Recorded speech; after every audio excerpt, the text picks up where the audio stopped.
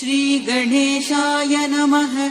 अस्य श्रीशिवरक्षास्तोत्रमन्त्रस्य याज्ञवल्क्यऋषिः श्रीसदाशिवो देवता अनुष्टुप् श्रीसदाशिवप्रीत्यर्थम् शिवरक्षास्तोत्रजपे विनियोगः।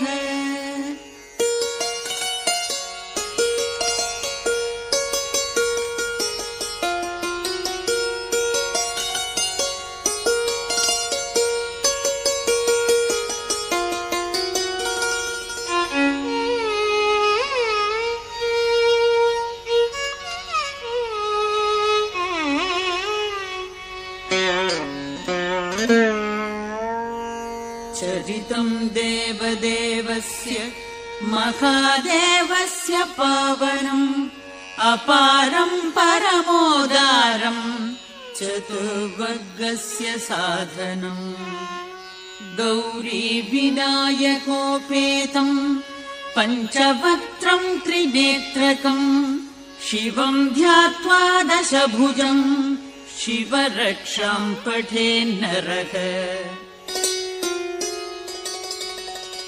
गङ्गाधरः शिरः पातु फालम् अर्धेन्दुशेखरः नयने मदनध्वंसी कर्णौ सर्पविभूषणः।